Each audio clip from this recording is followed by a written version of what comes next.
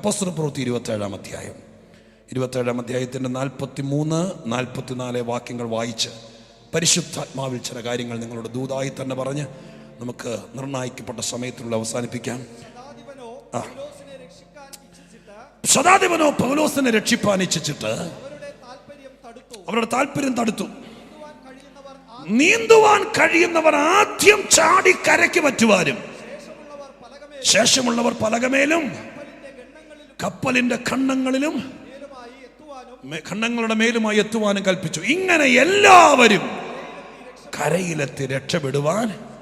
ആ വാക്ക് നിങ്ങൾ ഒന്നുകൂടെ കേട്ടെ. ഇങ്ങനെ എല്ലാവരും കരയിലെത്തി രക്ഷപ്പെടുവാൻ.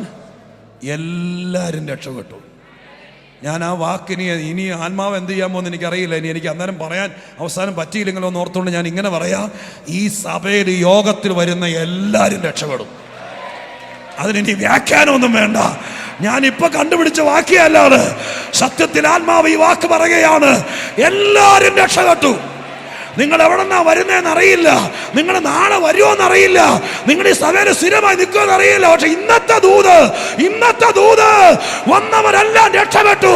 നിങ്ങൾ വെള്ളത്തിൽ പോയാലും, നിങ്ങൾക്ക് രോഗം വന്നാലും, നിങ്ങൾക്ക് കടം വന്നാലും, നിങ്ങളുടെ പിള്ളേരെ കുറിച്ച് കരഞ്ഞാലും, നിങ്ങളുടെ പ്രായം കഴിഞ്ഞാലും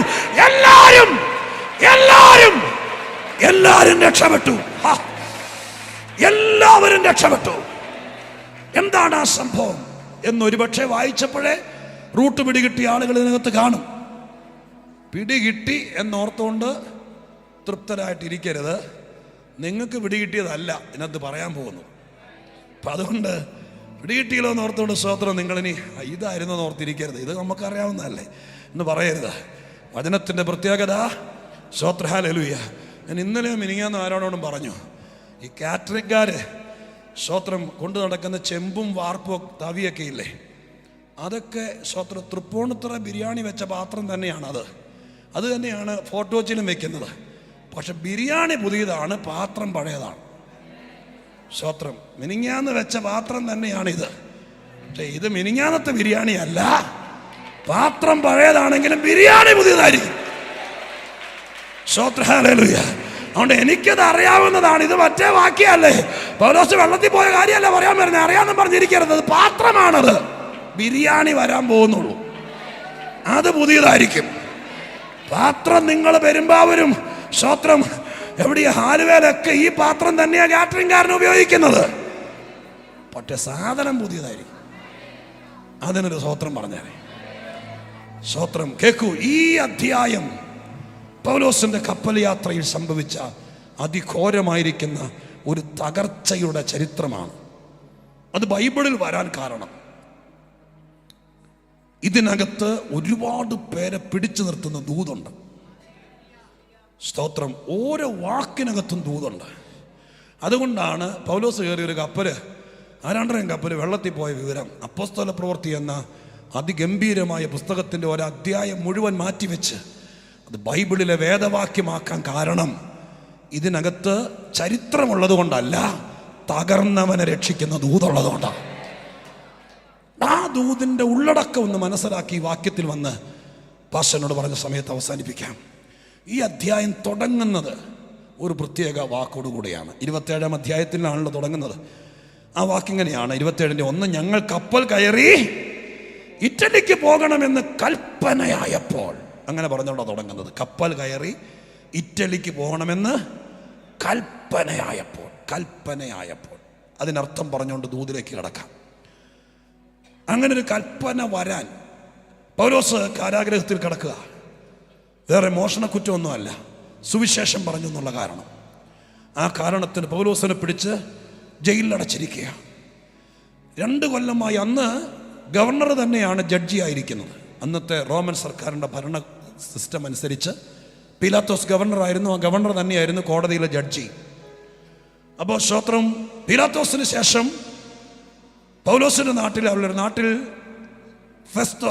ഫെലിക്സ് എന്ന് പറയുന്ന ഗവർണറായിരുന്നു. ഫെലിക്സ് ഗവർണറായിരിക്കുന്ന സമയത്താണ് യഹൂദന്മാർ കള്ളക്കുറ്റം ചാർത്തി പൗലോസിനെ ഒരു പ്രത്യേക സ്ഥലത്ത് വെച്ച് പിടിച്ച് അങ്ങനെ കുറ്റാരോപണം നടത്തി ജയിലിൽ അടച്ചിരിക്കുകയാണ്. ഫെലിക്സിന് പൗലോസിനെ കുറിച്ച് നന്നായിട്ട് അറിയായിരുന്നു. ഞാൻ ആ വാക്യം വായിച്ച് കേൾപ്പിക്കാം. 24-22. ഫെലിക്സിന് ഈ മാർഗം സംബന്ധിച്ച് സൂക്ഷ്മമായ അറിവുണ്ടായിരുന്നിട്ടും ലൂസിയ സഹസ്രാധിപൻ വരുമ്പോൾ ഞാൻ നിങ്ങളുടെ കാര്യം തീർച്ചപ്പെടുത്തുമെന്ന് പറഞ്ഞ് അവധി വെച്ചു. വേണമെങ്കിൽ ആ അവധി വെച്ചു എന്നുള്ള വാക്കിൻ്റെ അടി ഒരു വരയിട്ടേ. ശതാധിപനോട് തടവിൽ തന്നെ സൂക്ഷിച്ച് ദയ കാണിപ്പാൻ അവൻ്റെ സ്നേഹിതന്മാർ അവനെ ശുശ്രൂഷ ചെയ്യുന്ന വിരോധിക്കാതിരിപ്പാനും കൽപ്പിച്ചു. ഇനി ഞാൻ 27-ാം വാക്യം കൂടി വായിക്കാം. 2 ആണ്ട് കഴിഞ്ഞിട്ട് ഫെലിക്സിന് പിൻവാഴിയായി പെർക്യോസ് ഫെസ്തോസ് വന്നപ്പോൾ ഫെലിക്സ് യഹൂദന്മാരുടെ പ്രീതി സമ്പാദിക്കണമെന്ന് അവിടെ 2 ആണ്ട് കഴിഞ്ഞിട്ട് എന്നുള്ളതിൻ്റെ അടിയിലും കൂടി വരയട്ടെ. സ്തോത്രം. രണ്ടീ ചേർത്ത് പറയാം, വേഗത്തിൽ ചേർത്ത് പറയാം. ഫെലിക്സിന് പൗലോസ് പ്രസംഗിക്കുന്ന ഈ മാർഗത്തെക്കുറിച്ച് നല്ല അറിവ്, സൂക്ഷ്മമായ അറിവുണ്ടായിരുന്നിട്ടും എന്ന് പറഞ്ഞാൽ എൻ്റെ അർത്ഥം എന്താ? പൗലോസ് പ്രസംഗിക്കുന്നത് ഉപദ്രവകരമായിരിക്കുന്ന ഒരു സന്ദേശമല്ല. ബോംബുണ്ടാക്കണമെന്നോ വടിവാളുണ്ടാക്കണമെന്നോ വെട്ടണമെന്നോ തകർക്കണമെന്നോ ഒന്നും അല്ല പ്രസംഗിക്കുന്നത്. അദ്ദേഹം പ്രസംഗിക്കുന്നത് തിന്മ ചെയ്യരുത്, നന്മ ചെയ്യണം, ദൈവത്തെ പ്രസാദിപ്പിക്കണം, മോശമായി ജീവിക്കരുത്, ദൈവഭയമുള്ളവരായിരിക്കണം. അല്ലാതെ ഇദ്ദേഹം ഒരു മതഭേദം നടത്തുന്നവനല്ല. ഇദ്ദേഹത്തിന്റെ പ്രസംഗം നാടിന് ഉപദ്രവമല്ല, ഇവരുടെ മാർഗം ദോഷം ചെയ്യുന്നതല്ല എന്ന് ജഡ്ജിക്ക് സൂക്ഷ്മമായി അറിയാമായിരുന്നിട്ടും വിധി പറയാൻ. മനസ്സിലായോ? അറിയാമായിരുന്നിട്ടും അയാൾ ഇത്രയും പറഞ്ഞാൽ മതി. ഈ കേസും പ്രമാദമായി വന്നിരിക്കുന്ന വാദിഭാഗത്തോട് പറഞ്ഞാൽ മതി, ഈ മാർഗത്തെക്കുറിച്ച് എൻ്റെ അന്വേഷണത്തിലും ഈ നാട്ടിൽ ഇതുവരെ ഇവരൊരു പ്രകോപനക്കാരല്ല, ഇവരൊരു പ്രശ്നക്കാരല്ല, ഇവർ പ്രാർത്ഥിച്ച് ഒരു നാടൊന്നും മുടിഞ്ഞിട്ടില്ല, ഇങ്ങനെയുള്ള പ്രസംഗം കൊണ്ട് ആരും സ്തോത്രം ചാവേറായിട്ടില്ല, നന്മ പ്രാപിച്ചിട്ടേ ഉള്ളൂ. അതുകൊണ്ട് മരണകരമായിരിക്കുന്ന ശിക്ഷ കൊടുക്കത്തക്ക രീതിയിൽ, ദീർഘകാലം ഒരു ശിക്ഷ കൊടുക്കത്തക്ക രീതിയിൽ ഒരു കുറ്റവും ഇവനിൽ കാണുന്നില്ല എന്ന് വാ പൊളിച്ച് പറഞ്ഞാൽ മതി. പക്ഷേ ഇത് പറയുകയില്ല. പറയാതെ ഓരോ പ്രാവശ്യവും കേസ് വിളിക്കുമ്പോൾ ഇയാൾ അവധി വെച്ച് തള്ളിവിടും. സ്തോത്രം. അങ്ങനെ 2 വർഷം പിന്നിട്ടു. നമ്മൾ വായിച്ച 27 പൗലോസ് എന്ന് പറയുന്ന അതികായനായ, മിനിറ്റുകൾക്ക് വരെയുള്ള, ദിവസങ്ങൾക്ക് പ്രാധാന്യമുള്ള ആ മനുഷ്യന്റെ 2 വർഷം ഈ ഫെലിക്സ് വിധി പറയാത്തത് കൊണ്ട്, കാര്യം ഗൗരവമായിട്ട് എടുക്കാത്തത് കൊണ്ട് 2 വർഷക്കാലം നശിപ്പിച്ചു. ആണ്ടുകൾ ചുമ്മാ പോവുക. ഞാൻ അവിടെ വന്നൊരു ദൂത് പറയാം. സ്തോത്രം. ഇന്ന് പകൽക്കാലം നീ നിരപരാധിയാണെന്നറിയാം, നിന്റെ ഭാഗത്ത് പ്രശ്നമല്ലെന്നറിയാം. പക്ഷെ അങ്ങേരെ ഒരു വാക്ക് പറഞ്ഞാൽ വീട്ടിലെ പ്രശ്നം തീരാനുള്ളതുള്ളൂ. പക്ഷെ പുള്ളി അമ്മയെ പേടിച്ചിട്ടാണോ എന്താണെന്നറിയില്ല, പുള്ളി മിണ്ടിയല്ല. സ്തോത്രം. മുഖം ഇരിക്കുന്ന കാണുമ്പോൾ അറിയാം ഞാൻ പ്രവാചകനല്ലെങ്കിലും ആരോടായി പറയുന്നതാണ്. സ്തോത്രം. ചിലരൊരു വാക്ക് പറഞ്ഞാൽ പ്രശ്നം തീരും, ആ കേസ് അവിടെ തീരും, ഫയൽ അവിടെ അടയും. പക്ഷെ മിണ്ടിയല്ല. മിണ്ടാതെ നിന്റെ വിലപ്പെട്ട ജീവിതത്തിൻ്റെ ആണ്ടുകൾ വെറുതെ തള്ളി നീക്കി നിനക്ക് വഴി തുറക്കുകയല്ല, നിനക്ക് മുഖാന്തരം ഒരുക്കുകയല്ല, നിന്റെ പേപ്പറുകളെല്ലാം ഓക്കെ ആണെങ്കിലും അതിനകത്തൊരിക്കലും സീലടിക്കുകയല്ല.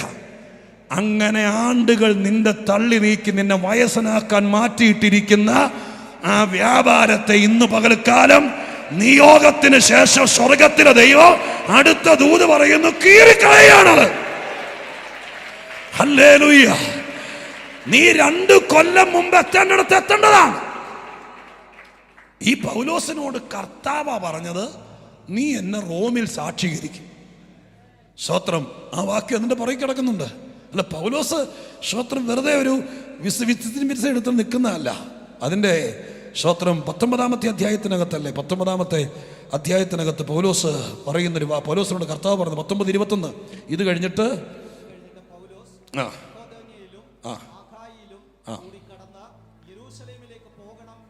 23:11 രാത്രിയിൽ കർത്താവ് അവന്റെ അടുക്കൽ നിന്ന് ധൈര്യമായിരിക്കാം, നീ എന്നെക്കുറിച്ച് യെരൂശലേമിൽ സാക്ഷീകരിച്ചതുപോലെ റോമയിലും സാക്ഷീകരിക്കണമെന്ന് അരുളി ചെയ്തു. യേശുക്രിസ്തു പറഞ്ഞു, ഇറ്റലി എന്ന് പറയുന്നത് റോമിന്റെ തലസ്ഥാനമാണ്. യേശുക്രിസ്തു പറഞ്ഞു, നീ സ്തോത്ര റോമിൽ എന്നെ സാക്ഷീകരിക്കണം എന്ന് യേശു പറഞ്ഞു. പക്ഷേ ഫെലിക്സ് വിടുകയില്ല. സ്തോത്രം. യേശു പറഞ്ഞു, നീ പോയി റോമിൽ സാക്ഷീകരിക്കണം. യെരൂശലേമിൽ എന്നെ സാക്ഷീകരിച്ചതുപോലെ തന്നെ നീ എന്നെ അവിടെ സാക്ഷീകരിക്കണം. പക്ഷേ ഫെലിക്സ് അവധി വെക്കുകയല്ലാതെ സ്തോത്രം പോകാനും പറയില്ല, പോകണ്ടെന്നും പറയില്ല.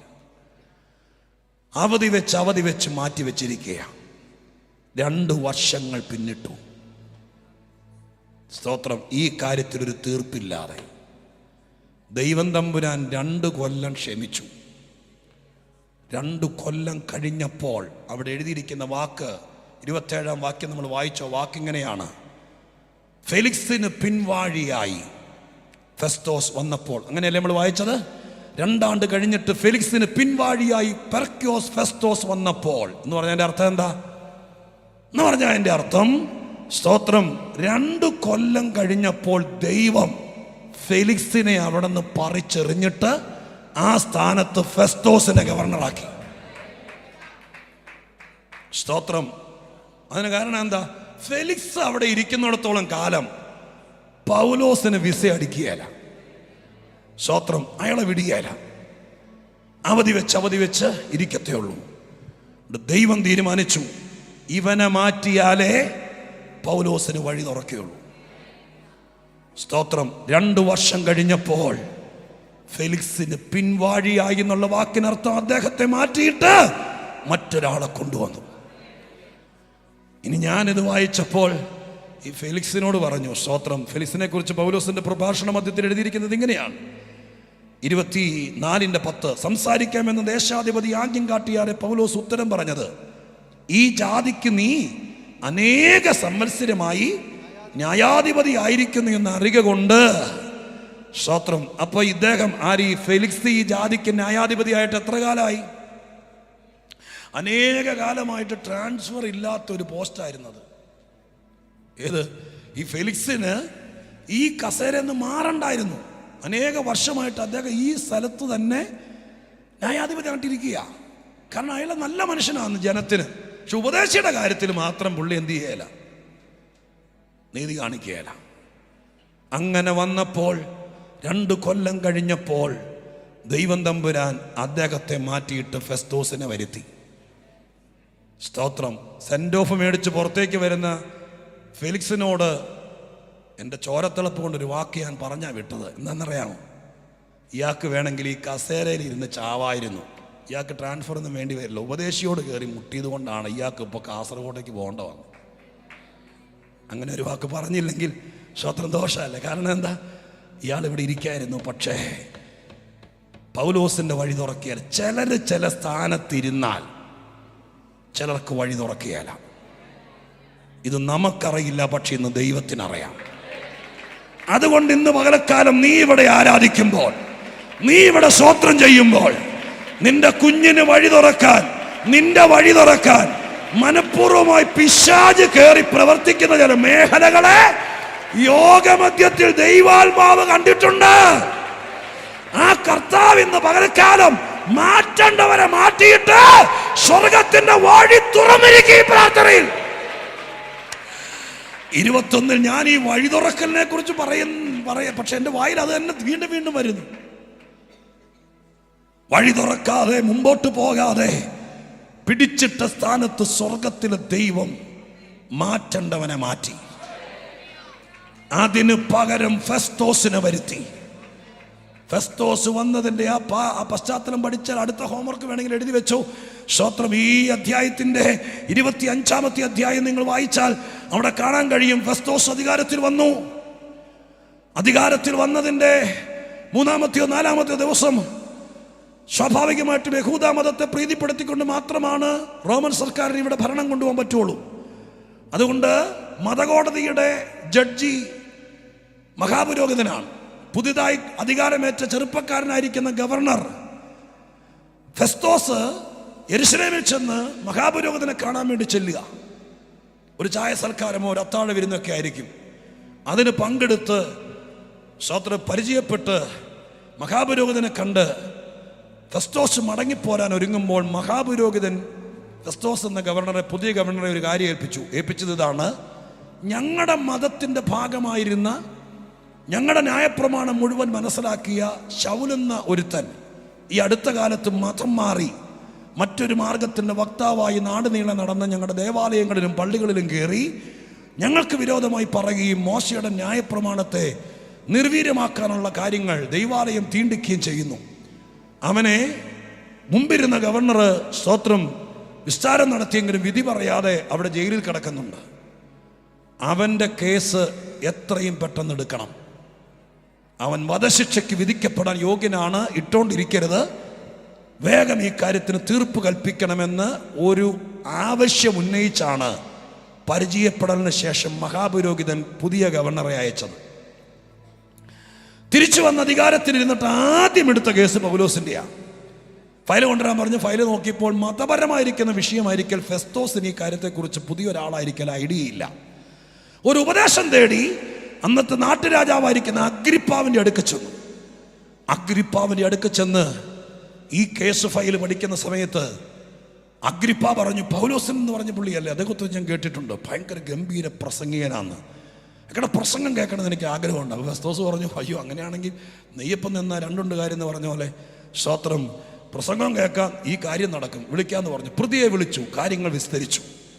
വിസ്താര മധ്യത്തിൽ ചുരുക്കി പറയാം, സ്തോത്ര കാര്യങ്ങൾ സംസാര മധ്യത്തിൽ ഇദ്ദേഹം കൈസറെ അഭയം ചൊല്ലിയ ഒരു റോമാ പൗരനായിരിക്കയാൽ സ്തോത്രം, ഇദ്ദേഹത്തെ മാത്രമല്ല കുറെ കാലമായിട്ട് തീർപ്പ് കൽപ്പിക്കാതെ കിടന്ന പല പ്രതികളുടെ കേസ് കൈസറുടെ അടുക്കൽ വിട്ട് തീർപ്പ് കൽപ്പിക്കണമെന്ന് അഗ്രിപ്പ ഉപദേശിച്ചു. ഫെസ്തോസ് ഫയൽ ഒപ്പുവെച്ചു. ആ വാക്കാണ് 27:1 വായിക്കുന്നത്: ഞങ്ങൾ ഇറ്റലിക്ക് പോകാൻ കൽപ്പനയായപ്പോൾ. അതിനർത്ഥം എന്താ? 2 കൊല്ലമായിട്ട് കൽപ്പന വരാതിരുന്ന വിഷയം ഇന്ന് കൽപ്പന വന്നു. യേശു ക്രിസ്തുവിന്റെ നാമത്തിൽ ഇന്ന് പകൽക്കാലം ഞാൻ ആത്മാവിലെ ദൂത് പറയാം. കുറച്ച് കാലമായിട്ട് ഓർഡർ വരാത്ത, ഓർഡിനൻസ് വരാത്ത, വിധി വരാത്ത, മറുപടി വരാത്ത, പ്രാർത്ഥിച്ചിട്ടും നടക്കാത്ത ചില പ്രാർത്ഥനാ വിഷയങ്ങൾ ഇന്ന് പകൽക്കാലം സ്വർഗത്തിലെ ദൈവം പറയുന്നു, അതിന്റെ കൽപ്പന വരുന്ന ദിവസമാണ് പ്രാർത്ഥനയുടെ 18-ാം നാൾ. ഹല്ലേലൂയ! എത്ര പേർക്ക് മനസ്സുകൊണ്ട് താല്പര്യമുണ്ട്? ചില വിഷയങ്ങൾക്ക് മറുപടിയില്ല, ചില കാര്യങ്ങൾ അവധി വെക്കുക. ഞാൻ പോകുമെന്നറിയാം, എൻ്റെ യേശു എന്നോട് പറഞ്ഞിട്ടുണ്ട്, എന്ന് പോകുന്നൊരു പിടിയില്ല. ചിലര് പുറകിൽ ചരട് വലിക്കുന്നുണ്ട്. അത് കൊല്ലം 2-3 തുടങ്ങിയിട്ട്, എന്നാൽ ഈ കൊല്ലത്ത് ഉപവാസത്തിൽ സ്വർഗം 2 കൽപ്പിച്ചു, തീരുമാനിച്ചു, അവധി വെച്ച വിഷയത്തിന് ഒരു പരിഹാരം ഉണ്ടാകണം. ആമേൻ. വിശ്വസിച്ചുകൊണ്ട് ആത്മാവിലെ ദൂതൊന്ന് പറഞ്ഞു സ്തോത്രം ചെയ്തേ. ഇത് നടപ്പാകേണ്ട കാര്യമാണ് എന്നോട് പറയാൻ പറയുന്നത്. കേട്ടിട്ട് പോകാനല്ല, ഒരു നോട്ട് കുറിക്കാനല്ല, നിന്റെ ഭിത്തിയിൽ എഴുതി വെക്കാനല്ല. ഇന്ന് ഉച്ചയ്ക്ക് യോഗം പിരിയുന്നതിനേക്കാൾ മുമ്പ് കൽപ്പന വരണം.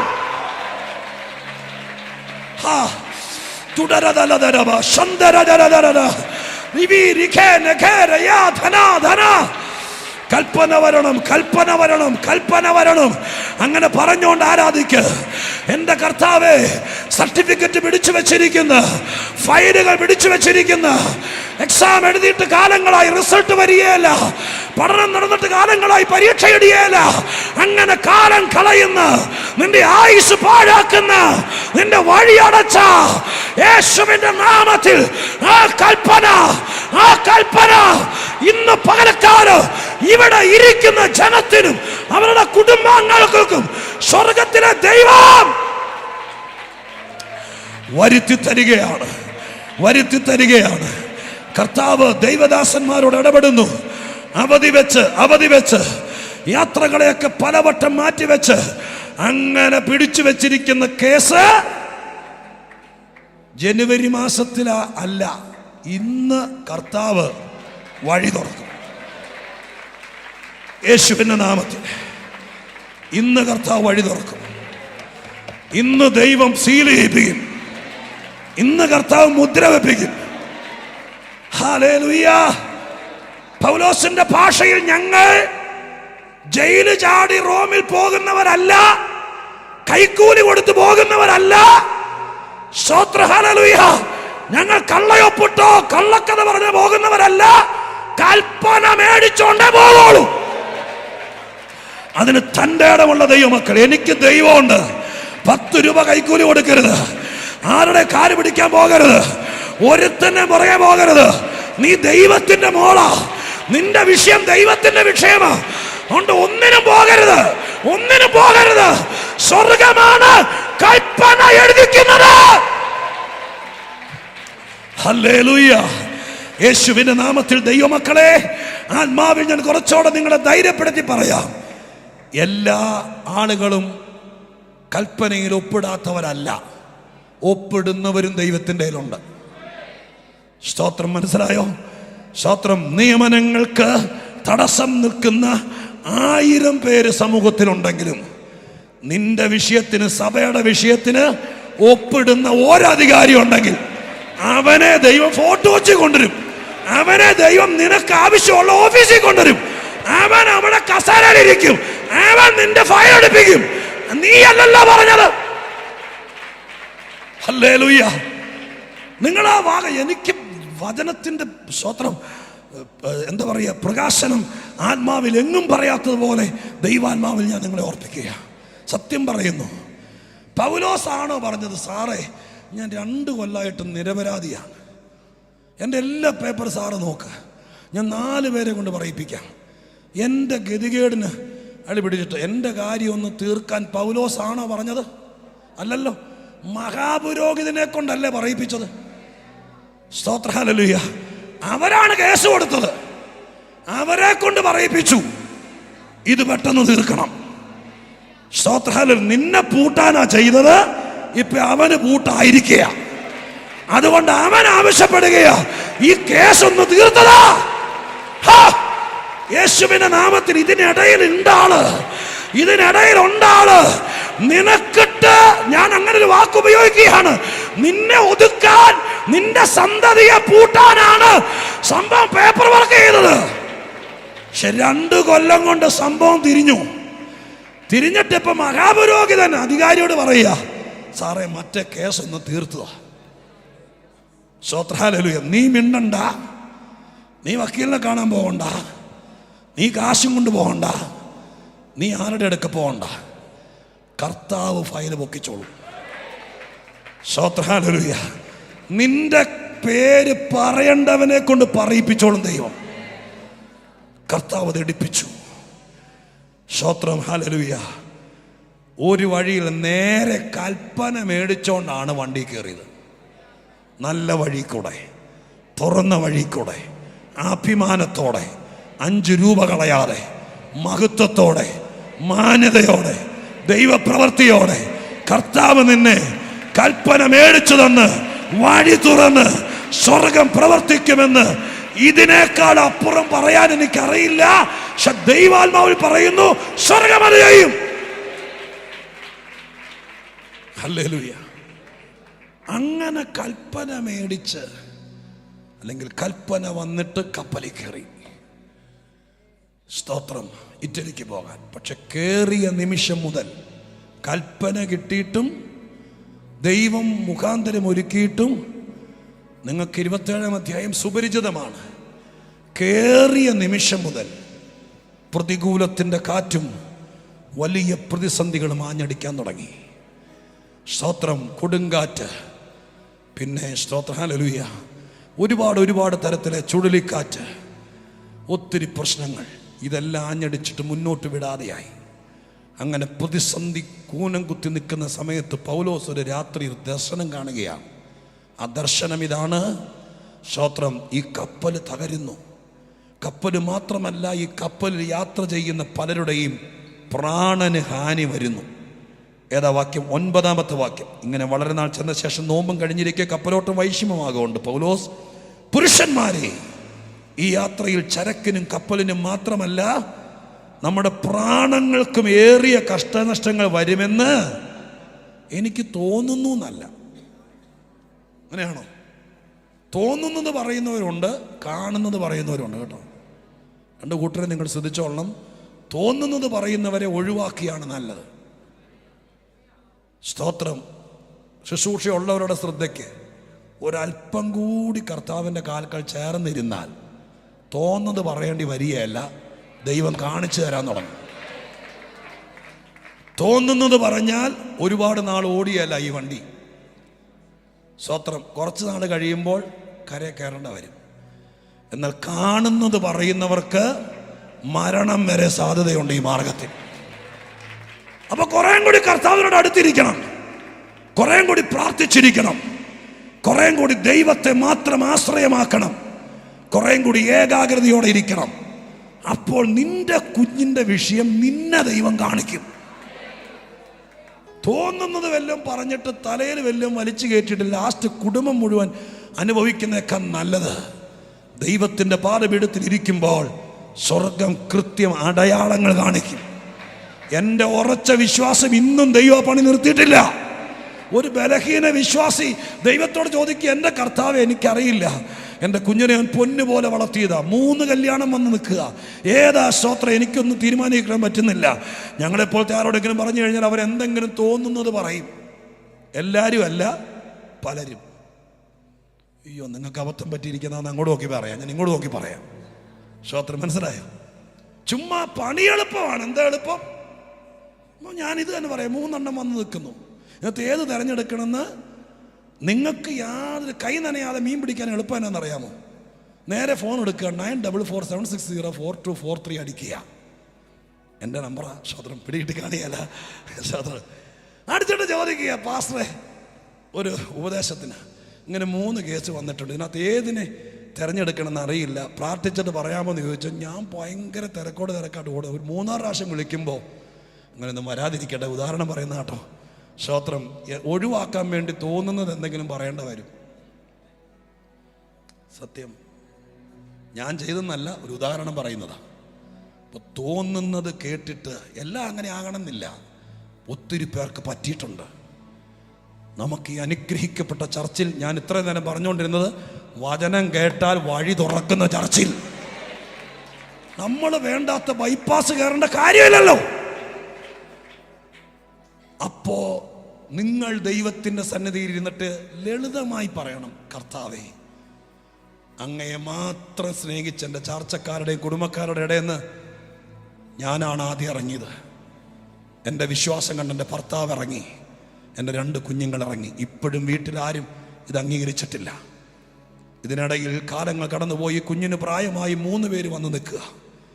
എനിക്കിതിനകത്ത് ഏത് തിരഞ്ഞെടുക്കണമെന്ന് അറിയില്ല, എനിക്കൊരടയാളം കാണിച്ചു തരണം. ദൈവം കാണിച്ചു തരുന്നതിനെ ഞാൻ കണ്ണടച്ച് വിശ്വസിക്കാം എന്നൊരു മോനെ പോലെ മോളെ പോലെ പ്രാർത്ഥിച്ചാൽ ഈ ദൈവത്തിന് ചങ്കുള്ള ദൈവ, മനസ്സുള്ള ദൈവ, കല്ലല്ല ദൈവം. ഹല്ലേലൂയ. സാധാരണക്കാരിക്ക് വഴി പറഞ്ഞു കൊടുക്കാൻ സ്വർഗത്തിലെ ദൈവം എന്തെങ്കിലും ഒരു ഐഡിയ, ഒരു അടയാളം കാണിക്കാതിരിക്കുകയില്ല. അപ്പൊ കൃത്യമായി നമ്മളെ കാണിച്ചു തരും ദൈവം പറഞ്ഞു തരും. അത്രയ്ക്ക് സുന്ദരമാണ് ക്രിസ്തീയ ജീവിതം. ഊഹാഭോഗത്തിന്റെ പുറത്ത് പണിയുന്നതല്ല ആത്മീക ജീവിതം. തോന്നലുകളുടെ പുറത്ത് പണിയുന്നതല്ലിത്. ഇതിനകത്ത് ക്രിസ്റ്റൽ വളരെ കൃത്യമായ ട്രാൻസ്പെറന്റ് ആയ സത്യസന്ധമായ മാർഗമാണ് ക്രിസ്തീയ മാർഗം. ഒറ്റക്കാര്യം ഇതിനിടയിൽ എളുപ്പവഴി നോക്കരുത്. ദൈവത്തിന് ഇഷ്ടമല്ല. നീ ഇരുന്ന് പ്രാർത്ഥിക്കേണ്ട കാര്യം നീ പ്രാർത്ഥിക്കണം. നീ ദൈവത്തോട് ചോദിക്കേണ്ട കാര്യം ചോദിക്കണം. അത് 2000 രൂപ കൊടുത്തിട്ട് ആരെങ്കിലും ഏൽപ്പിച്ചാൽ പണി എപ്പ കിട്ടിയെന്ന് നോക്കിയാൽ മതി. സ്തോത്രം. മനസ്സിലായോ? ഈ മാർഗത്തിലെ ഒരു കാര്യവും ഞാൻ അപ്പോസ്തല പ്രവൃത്തിയിൽ ഒരുത്തനോട് പറഞ്ഞ പോലെ പറയാം. സ്തോത്രം. ദൈവസ്നേഹത്തിൽ കർത്താവിന്റെ സന്നിധിയിൽ നന്ദിയുള്ള ഹൃദയത്തോടെ നിങ്ങളൊരു കൂട്ടായ്മയിൽ നിൽക്കുമ്പോൾ, നിങ്ങളൊരു കൂട്ടത്തിൽ മുമ്പോട്ട് പോകുമ്പോൾ കൈ നിറച്ച് നന്മ അതിന്റെ നടത്തിപ്പിന് വേണ്ടി കൊടുക്കണം. സ്തോത്രം. നല്ല സ്തോത്രം പറയുന്ന വിചാരിച്ചത്. പക്ഷേ 500ന്റെ 4 നോട്ട് കാണിച്ചിട്ട് നിന്റെ വിഷയത്തിന്റെ വഴി പറഞ്ഞു തരാൻ, കാശിന് വഴി പറഞ്ഞു തരാൻ ഇതിനകത്ത് ഉപയോഗിച്ചാൽ ദൈവം അതിന് നടപടിയെടുക്കും. സ്തോത്രം. അതല്ല ഈ മാർഗം. പിന്നെ എന്താ? നമ്മൾ മുഴങ്കാലും അടക്കി പ്രാർത്ഥിക്കുമ്പോൾ ചിലപ്പോൾ നീ വിളിക്കാത്ത ഒരുവനെ ദൈവം നിന്റെ വീട്ടിലേക്ക് വിടും. ആ മനുഷ്യരെ കണ്ടിട്ട് ആദ്യമൊക്കെ നമുക്ക് ഉൾക്കൊള്ളാം. പിന്നെ പള്ളി പറഞ്ഞു വരുമ്പോൾ ദൈവം വിട്ടതാണെങ്കിൽ നമ്മുടെ മനസ്സിനണങ്ങും. അങ്ങനെയല്ല നമ്മളൊക്കെ ഈ കൂട്ടായ്മ വന്നത്. നമ്മളെ അമ്മച്ചനും മാവിയും കളിക്കുമല്ലോ. ലോകത്തിൽ ഒരിക്കൽ പോലും കണ്ടിട്ടില്ലാത്ത സ്വത്രം, ഒരുപക്ഷെ നമ്മുടെ സ്റ്റാറ്റസിനും സ്റ്റാൻഡേർഡിനും പറ്റാത്ത ചിലരെ ദൈവം വീട്ടിൽ വിട്ടു. പക്ഷേ അവിടെ നിന്ന് പിരിയുന്നതിനേക്കാൾ മുമ്പ് നമ്മുടെ മനസ്സ് പറഞ്ഞു ദൈവം വിട്ടതാണ്. അങ്ങനെ തോന്നിയത് കൊണ്ടാണ് നമുക്ക് പലർക്കും ഇതിനകത്ത് നിൽക്കാൻ പറ്റിയത്. ദൈവം അത് ഇന്നും ചെയ്യാൻ വിശ്വസ്തനായ ദൈവമാണ്. പൗലോസ് തോന്നുന്നു എന്നല്ല പറഞ്ഞത്, ഞാൻ കാണുന്നു എന്നല്ല പറഞ്ഞത്. എന്താ കാണുന്നത്? ഈ കാറ്റത്ത് കപ്പൽ തകരുകയും ഈ തകർച്ചക്കകത്ത് നമ്മളിൽ ചിലരുടെ പ്രാണന് ഹാനി വരും. പ്രാണന് ഹാനി വരിക എന്ന് പറഞ്ഞാൽ മരിക്കുമെന്നതിനർത്ഥം. വേറൊരു ഭാഷയെ പറഞ്ഞെന്നുള്ളൂ, മരിക്കുമെന്നർത്ഥം. ഈ കാര്യം ശതാധിപനോട് പറയും. കാരണം ഇയാൾ ജയിൽ പുള്ളിയല്ലേ, അദ്ദേഹത്തിൻ്റെ അധികാരി ശതാധിപനാണ്. ശതാധിപനോട്, സാറേ ഞാൻ ഇന്നലെ ഒരു ദർശനം കണ്ടു, ഒരു കാഴ്ചപ്പാട് കണ്ടു. നമ്മൾ കയറിയിരിക്കുന്ന ഈ കപ്പല് ഈ കാറ്റത്ത് തകരും. കപ്പൽ തകരുന്ന മാത്രമല്ല, നമ്മൾ ചിലരുടെ പ്രാണന് ഹാനി വരും. ശതാധിപൻ ഇത് കേട്ടിട്ട് കപ്പൽ പ്രമാണിയോടും കപ്പലിൻ്റെ കാലാവസ്ഥ നിരീക്ഷകരൊക്കെ ആയിരിക്കും അതിനകത്തുള്ള മാലൂമിയോടൊക്കെ പറഞ്ഞു, ഈ കപ്പലിൽ യാത്ര ചെയ്യുന്ന ആൾ കുറ്റവാളിയാണ്, പക്ഷേ അയാൾ ഞാൻ ആദ്യം മുതൽ ശ്രദ്ധിക്കുന്നു, വളരെ ഭക്തനാണ്, എപ്പോഴും പ്രാർത്ഥനയാണ്, ഒരു ശല്യമില്ല. ആ മനുഷ്യൻ എന്നെ വിളിച്ചൊരു കാര്യം പറഞ്ഞു, അയാൾ കഴിഞ്ഞ രാത്രി ഒരു ദർശനമോ സ്വപ്നം എന്താ കണ്ടത്, അയാളോട് ദൈവം പറഞ്ഞെന്നായിരിക്കും. അതിന്നതാണ്, ഈ കപ്പൽ തകരുമെന്നും ഇതിനകത്ത് പലരുടെയും പ്രാണന് ഹാനി വരുമെന്നും. ഉടനെ അവർ പറഞ്ഞു, ആദ്യമായിട്ട് കപ്പലിൽ കയറിയവനെ വലിയ കടൽ ചൊരുക്കായിരിക്കും. ഇതിങ്ങനെ ഫോട്ടോ വെച്ച് കലൂര് ട്രിപ്പ് അടിക്കുന്ന പോലെ എല്ലാ ദിവസവും ട്രിപ്പ് അടിക്കുന്ന വണ്ടിയായത്. കടലാണെങ്കിൽ കാറ്റ് വരും, സ്വത്രം ആടി വലയും. ഇതൊക്കെ പുള്ളി ആദ്യമായി കയറിയതുകൊണ്ട് വേല, ഇതൊക്കെ ഈ വണ്ടിയിൽ സ്ഥിരമുള്ളതാണ്, സാറ് ഉണ്ടായിരിക്കുക, അതൊന്നും പ്രശ്നമല്ലെന്ന് അവർ പറഞ്ഞു. ശതാധിപൻ പൗലോസനും പറഞ്ഞു, മേല ഇങ്ങനെയുള്ള കാര്യം പറയരുത്, ആൾക്കാർക്ക് പേടിയാ സ്വത്രം എന്നും പറഞ്ഞു. അതവിടെ ഒതുങ്ങി. പക്ഷേ ഞാൻ അവിടെ കണ്ടൊരു നല്ല കാര്യം പറയാം. ഈ പൗലോസിനെ അംഗീകരിച്ചില്ല എന്ന് വേണം പറയാൻ. അംഗീകരിച്ചില്ലെങ്കിലും ഈ മനുഷ്യൻ ഈ കാഴ്ചപ്പാട് കണ്ടിട്ട് ഇത് സംഭവിക്കരുതേ എന്ന് പ്രാർത്ഥിച്ചിട്ടുണ്ട്. എനിക്ക് എന്നെപ്പോലുള്ളവർക്ക് ഇപ്പം പ്രാർത്ഥിച്ചുകൊണ്ടിരിക്കുക അത് മാറി വരാൻ വേണ്ടി. ഒരു പ്രശ്നമുണ്ട്, എന്താണെന്നറിയാമോ? ഞാനിപ്പോൾ ഒരാളുടെ ദൂത് പറയാം ഇതുപോലെ, സ്വത്രം ബ്രദറെ ഈ കപ്പൽ തകരും, പ്രാണന് ഹാനി വരുമെന്ന്, പാസ് വലിയ പണി നോക്കും, മേലെ ഇത് പറയുമെന്ന് പറയുമ്പോൾ പിന്നെ എനിക്കൊരു തോന്നൽ വരും, കർത്താവേ ഇവൻ്റെ ഒരു പണി കൊടുക്കണേ, കാരണം ഞാൻ നിൻ്റെ ദാസനും നീ എൻ്റെ ദൈവമാണെന്നറിയാൻ വേണ്ടി ഇവൻ്റെ ഓട് പൊളിക്കണേ എന്ന് ഞാൻ അങ്ങനെ തോന്നൽ എനിക്കുണ്ട്. നിങ്ങളും പ്രാർത്ഥിക്കുക അത് മാറാൻ വേണ്ടി. നിങ്ങളെല്ലാം തങ്കക്കൊടാന്നറിയാം, പക്ഷെ എനിക്കങ്ങനെ പ്രശ്നമുണ്ട്. പക്ഷെ പൗലോസ് ഇങ്ങനെ അംഗീകരിച്ചില്ലെങ്കിലും അവർ വിശ്വസിച്ചില്ലെങ്കിലും ഇത് സംഭവിക്കരുതേ എന്ന് പ്രാർത്ഥിച്ചിട്ടുണ്ട്. എങ്ങനെ അറിയാം? എവിടെ അങ്ങനെ ഒരു വാക്യമില്ല. പക്ഷെ എങ്ങനെ അറിയാം? 22-ാമത്തെ വാക്യത്തിലേക്ക് നോക്കി. 22-ാമത്തെ വാക്യത്തിലേക്ക്, എങ്കിലും ഇപ്പോൾ ധൈര്യത്തോടിരിപ്പാൻ ഞാൻ നിങ്ങളോട് അപേക്ഷിക്കുന്നു, കപ്പലിനല്ലാതെ നിങ്ങളുടെ ആരുടെയും പ്രാണന്. അപ്പൊ നോക്കിയേ, 9-ാമത്തെ വാക്യത്തിനകത്ത് പ്രാണന് ഹാനി വരുമെന്നെഴുതി. 22-ാമത്തെ വാക്യത്തിനകത്ത് അദ്ദേഹം പറയുന്നു, ഇല്ല സാറേ, കപ്പല് തകർന്നാലും പ്രാണന് ഹാനി വരില്ല. അതിനെ കാലത്തൊന്ന് പറയും, ഉച്ചയ്ക്ക് മാറ്റി പറയുകയും ചെയ്യുന്നു. ആരും അംഗീകരിക്കാതെ വന്നപ്പോൾ എന്നാ പിന്നെ മാറ്റി പറഞ്ഞേക്കാന്ന് വെച്ചാണോ? അങ്ങനെ പറയുന്ന ഒരാളാണോ പൗലോസ്? പിന്നെ എന്താ കാര്യം? ഞാൻ ഈ വാക്കുകൾ തമ്മിൽ ഇങ്ങനെ ഇതിൻ്റെ ഇടയിൽ അനേക പ്രാവശ്യം 10-ാം വാക്യം മുതൽ 21-ാം വാക്യം വരെ എന്താണ് സംഭവിച്ചതെന്ന് വായിക്കുമ്പോൾ ദൈവം എന്നോട് പറഞ്ഞു, ഡാ ഈ അപ്പോസ്തല പ്രവൃത്തി കടന്ന് കറങ്ങിയാൽ ദൂത് മാറി വരുന്നത് എങ്ങനെയാണെന്ന് പിടികിട്ടിയാല. ദൂത് മാറി വരുന്നത് എങ്ങനെയാണെന്ന് പിടികിട്ടണമെങ്കിൽ നീ ഹിസ്കിയാവിനോട് ചോദിക്കണം. അങ്ങനെ പറഞ്ഞപ്പോഴേക്ക് നമുക്ക് പിടികിട്ടി. ബൈബിൾ അറിയാറുന്നല്ലോ. ഞാൻ പെട്ടെന്ന് യെശയ്യാവ് 38 അധ്യായത്തിനൊക്കെ നോക്കി. യെശയ്യാവ് 38 അധ്യായത്തിനകത്ത് ഹിസ്കിയാവിനോട് യെശയ്യാവ് വന്നിട്ട് പറഞ്ഞു, നീ മരിച്ചു പോകും, നിന്റെ ഗ്രഹകാര്യം ക്രമത്തിലാക്ക. മരിച്ചു പോകും, ഗ്രഹകാര്യം ക്രമത്തിലാക്കെന്ന് പറഞ്ഞത് ഒരു വഴിപോക്കനല്ല, ആ കാലഘട്ടത്തിലെ കെടുകെട്ടിയ പ്രവാചകനാണ്. പക്ഷെ പ്രവാചകൻ ഓട്ടോ വെച്ച് ബസ് സ്റ്റാൻഡിൽ ചെല്ലുന്നതിനേക്കാൾ മുമ്പ് ദൈവം തിരിച്ചു വിട്ടിട്ട് പറഞ്ഞു, മരിക്കില്ലെന്ന് പറയാൻ. അപ്പൊ ആദ്യം മരിക്കുമെന്ന് പറഞ്ഞ ദൂത് 15 മിനിറ്റിനുള്ളിൽ മരിക്കില്ലെന്ന് പറഞ്ഞതല്ല, പറയിപ്പിച്ചത് എങ്ങനെയാണെന്ന് അറിയണമെങ്കിൽ നീ ഹിസ്കിയാവിനോട് ചോദിക്കണം. ഹിസ്കിയാവിനോട് ചോദിച്ചപ്പോൾ അദ്ദേഹം പറഞ്ഞു, വേറെ പണിയൊന്നുമില്ല. സ്തോത്രം. ആരെയും ഈ പണി ഏൽപ്പിക്കുകയും ചെയ്യരുത്. ചുമരിലേക്ക് തിരിഞ്ഞു കിടന്നിട്ട് ദൈവത്തോട് പറഞ്ഞു, ദൈവമേ, ഇപ്പോഴത് സംഭവിക്കരുത്.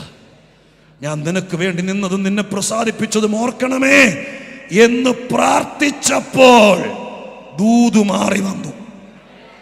അങ്ങനെയാണെങ്കിൽ ഇന്ന് പകൽക്കാലം പറയാം, ദൈവം തമ്പുരാൻ പറഞ്ഞ ദൂത് മാറാമെങ്കിൽ മെഡിക്കൽ കോളേജുകാർ പറഞ്ഞ ദൂത് പ്രാർത്ഥിച്ച മാറിയാലേ? യേശുവിന്റെ നാമത്തിൽ ഇന്ന് പകൽക്കാലം നിന്റെ രേഖകളിൽ ബാൻ ചെയ്ത, അയോഗ്യത കൽപ്പിച്ച് എഴുതിയ, ചുമന്ന മഷി കൊണ്ട് ഒപ്പിട്ട, സ്വത്രം റിജക്റ്റഡ് എന്ന് സീല് വെച്ച ആ സീല് പ്രാർത്ഥിച്ച മാറില്ലേ? സ്വർഗത്തിന്റെ ദൈവത്തിന്റെ ഓർഡിനൻസിനേക്കാൾ വലിയൊരു കൽപ്പനയാണോ ലോകത്തിലെ മനുഷ്യന്റെ? യെശയ്യാവിന്റെ കയ്യിൽ രജിസ്റ്റേർഡ് കത്തായി കൊണ്ടു കൊടുത്തത് മരിക്കുമെന്ന കത്താണ്. ഒറ്റ പ്രാർത്ഥന കൊണ്ട് അടുത്ത കത്ത് വന്നു. മറ്റേ കത്ത് ക്യാൻസൽ ചെയ്തിട്ട് പുതിയ കത്ത് മരിക്കില്ല. സ്തോത്രം. ഹല്ലേലൂയ.